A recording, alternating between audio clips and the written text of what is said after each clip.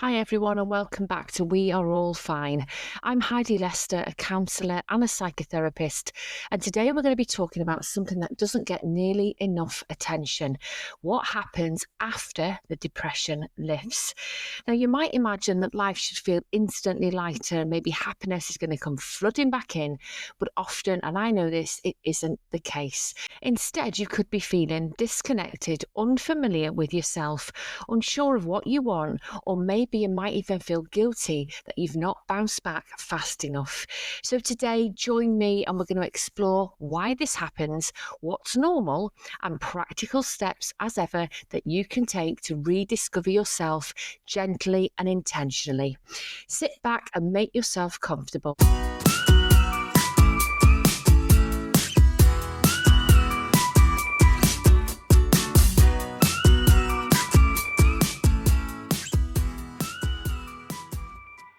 Let's talk about depression. 1 in 4 people listening to this podcast, me being one of those, would have experienced an episode of depression throughout their lives. Depression will turn up for all of us in different ways, but as a counsellor and psychotherapist, I tend to look at these symptoms as being quite common, and they tend to be around for 3, 4, 5, 6 weeks, continually and affecting day-to-day life. Now, depression does come and go. That's normal as well. We'll bring ourselves back round and we'll find the energy and our mood will lift. But if I think about the symptoms of depression, I think about things like a numbness of emotion, sad, teary, maybe crying all the time, low motivation, sleep will be poor, energy levels will be affected, mood, the way we interact with people, we might withdraw from people, and we might not fully understand why we feel so low or so sad. So if that is you and you're feeling those emotions and have been doing that for a number of weeks, maybe months, maybe longer, maybe now is the time to reach out, get some advice, get some support, see a GP, book an appointment with a college or university school counsellor and go and chat about the way you feel. That's your first brave step to acknowledging that actually this is depression. I am feeling low and I need a little bit of help and a little bit of support to help me through. When you've come out of your depression, you might be in this sort of bubble and you're going to have a loss of interests or hobbies. That's normal. You may feel the disconnect from friends and loved ones, and you might feel like life should be a little bit easier than it is, like you've done the hard work, you've felt better, the medication's working, the therapy's working, that, like I said, that dark cloud is lifted, and you're going to have some anxiety about catching up on that lost time. And of course, there's going to be fear that, oh my goodness, this might come back again. This might be the calm before the next storm. Feeling this unsettled after depression is natural, but it's part of reclaiming your new life. You're still the same person. Your depression may have altered you, may have taken something from you, it may have given you something. But either way, we're now in a process where we're allowing the past to move away and we're moving forward into our future. And anything new and any change can feel uncertain. So I've got 6 steps here that you can use to rediscover yourself once that bout and that episode of depression has left you. Number 1, it's going to be a really lovely idea here if you reconnect with your body. Depression often disconnects us from our physical selves. So any gentle movement, stretching, yoga, walking, dancing, singing, anything that you find can help you feel more present in the moment and active. You can just stretch in the morning when you get up, go for a walk, take the stairs instead of a lift. These really small things that you hear counsellors bang on about all the time really do matter. They're backed by science and research. Moving your body, reconnecting with your limbs, your arms, your legs, stretching your neck, smiling, anything that reconnects you with your body is step 1 to rediscovering yourself. So step 2, let's reflect on your values and your interests. So spend a few moments, spend some time exploring what matters to you now. So journaling, that might prompt you to think about things that you might enjoy or what makes me feel alive. Anything that reconnects you to your values and your interests and re-sparks that motivation and desire to get your life back on track. You might want to revisit the old hobbies that you once abandoned. You might be painting, music, sports. Isn't it annoying and isn't it quite frustrating that when we do become low, fed up, stressed, or we're heading into a low period, and of course we don't know how long that's going to last, one of the first things we do, I know I do this, is I lose all of my self-care. I'll stop walking, I'll eat more, I'll stop exercising, I'll stop running. I won't put in the time and energy into those few minutes, few moments every day that I know will stabilize me and regulate my mood. So take a moment to think what you've lost, what you've abandoned, what you've left behind because you weren't well enough to do it, and give yourself permission now to maybe revisit those things. Or is it time to try something new? If you've got that re-energized feeling that, oh, I need to do something with this, I feel better, now what? Try something different. What would you really like to do? You can do anything you want. There are no limits. So maybe approach this part of your re-healing and your reconnecting with curiosity, not pressure. You're not trying to catch up. You're trying to discover who you are from today and in this next moment onwards.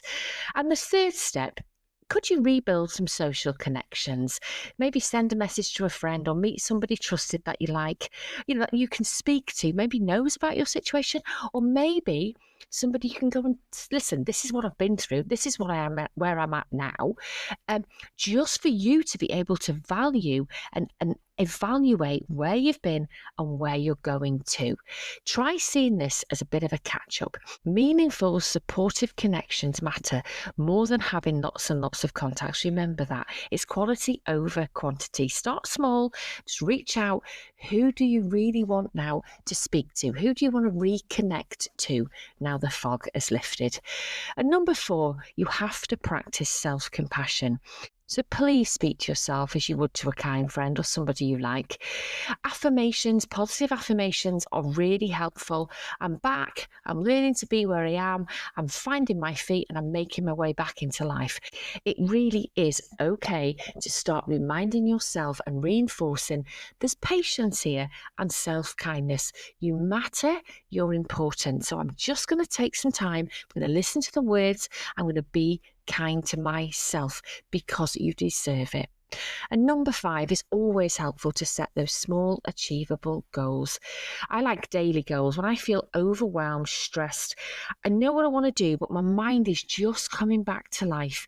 I don't see tomorrow. I don't see next week. I see today. So I give myself a little bit of a cuddle, actually. I say things like, you know what, it's okay to feel, that feels a bit overwhelming. I know I'm going to get round to doing that tomorrow or next week, but what do I need to do today? Today is all that matters, this moment. So weekly or daily intentions, set yourself, a list of what you need to do and rebuild that sense of accomplishment and structure slowly. There's no rush. Every step matters and each one is a sign of you getting more comfortable. It's progress we're looking for, not perfection. And finally, step 6, explore some new perspectives.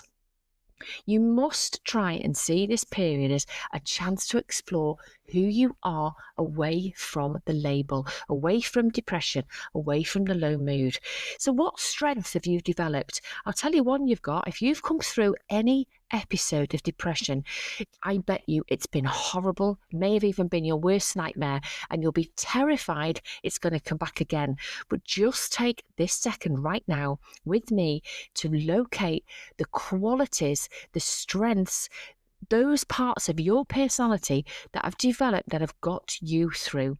It's resilience, it's hope, it's motivation, it's optimism, it's just being human. You have got yourself through being flawed, insecure, nervous and emotional again. And guess what? You're back. So what has got you through this episode? It may have been journaling, it may have been sleeping. It doesn't matter. Just whatever you've done it. You're here, you're listening to this, you're listening to my words. That episode, that depression has passed. So reflect what has got me through it and what's going to keep me safe. Anything you need to articulate this new level of self-awareness and get you through the next stages of recovery. Please let me know if those 6 steps are helpful, or if you've anything that you've used when you're finding your way from A to B, depression back into life. It doesn't go from depressed to happy. Let's not think it does. It's a gentle movement from, look, I've been depressed. This is passing. I'm coming through. Now where am I going? It's really gentle and can often be quite subtle. So if you've anything that you can share with me, Heidi, weareallfine@gmail.com, that I can share in future episodes, I'd be really grateful. Of those little goals, those little things that you've done, those steps you've made to get yourself back into feeling more comfortable. Rediscovering yourself isn't about returning to who you were before depression. You can't be that person. There'll be fragments and elements of that person in you, of course you will. But that person would have changed because of this feeling, because of this episode. So it's about embracing who you are now and who you're going to be going forward. Be curious, experiment, new hobbies, reconnect with old interests, and notice now, where does my joy come from? It might come from very different places, and that's okay. It's not fundamentally changed you. It's just altered who you are and who you're going to be. And celebrate those small wins. Each connection that you nurture, each hobby you explore, and each day you show up for yourself is a good day. And reframe. I try and get clients to reframe those setbacks as learning opportunities. You've not failed, nothing's gone wrong here, and I don't know how long that's lasted for you. Your journey is unique, and your pace back to here, to these moments, is yours alone, and it's going to be different from mine and everyone else's. The thing you must remember is the depression has passed. I hope you can see blue sky. I hope you can breathe in that fresh air, because now it's time to get back to you. Thank you for listening and joining me today to We Are All Fine, an acronym for fine, insecure, nervous and emotional. Rediscovering yourself after depression is a unique journey. It's a journey, not a destination. Be gentle with yourself. Take those small, curious steps, lots of self-compassion, and enjoy what's awaiting for you now. Be gentle with yourself. Be grateful the depression has passed, but embrace the next moments in your life and the next episodes, which I hope I'm going to be filled with joy, whatever that may look like, or fulfillment, contentment, happiness, but overall peace. Enjoy them, embrace them, they're on their way. If you found this episode helpful, do share it with somebody who may need it, and follow me on TikTok, Instagram, YouTube or Facebook for daily mental health tips, or reach out directly to me, Heidi, weareallfine@gmail.com. Please remember, reconnecting with yourself isn't about rushing, it's just about being there for you every day. In next week's episode, I'm going to explore the habit of people pleasing, why we do it, and practical, really simple and effective steps to stop very, very quickly. Many people over-prioritise the needs of others, saying yes when they want to say no and seeking approval, and it often costs them and their own mental well-being. So join me next Monday, because this episode will explain why people-pleasing happens, how it does impact your relationships, and how to build healthier boundaries without disconnecting from others, but at the same time reconnecting with your authentic self. We are all flawed, insecure, nervous and emotional, but always remember, be yourself. You are no one else. Until next time, have the best week and find your peace.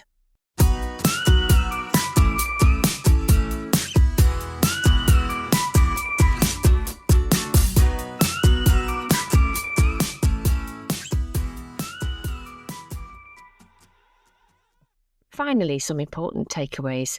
The podcast is for informational use only and should not be used as a substitution for professional advice or for personal diagnosis. These opinions are personal, and I do not guarantee the accuracy of such opinions or information. I'm not intending to create a counselling relationship with you, and you should always consult a qualified mental health professional with any concerns.